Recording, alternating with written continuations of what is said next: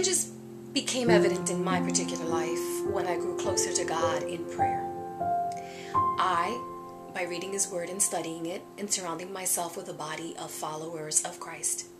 People that I knew definitely loved the Lord Jesus Christ, and those that showed in their lives the evidence that not only was the church a building per se that they went to worship God and to gather, but they were also the church of Christ outside of the church, in the manner in which they live, they believe, they pray, they worship God in what they do and how they do it. Now, please hear me clearly. None of us are perfect.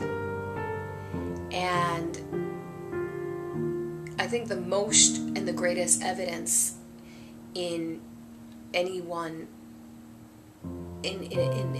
of change is when someone actually sees us that knew us for a very long time, and now after we are taking these steps a day at a time to replace bad habits with better behavior, or when we are trying to break off addictive behaviors or change the way that we think or see or perceive something. I think the greatest evidence is when you see someone and they say to you, wow, you've changed.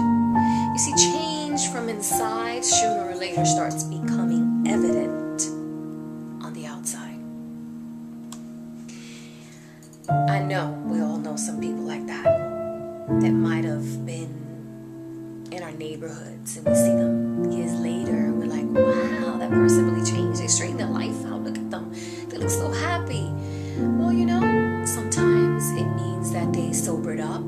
Sometimes it means that they sobered up not necessarily because of a substance, because they sobered up in the way that they thought. It's not just growing up. You could get older and still have the same immature mentality. So what do I keep saying to you? Well, the Word of God in Romans 12:2 says, be not conformed by this world, but be transformed by the renewing of your mind, that you may prove what is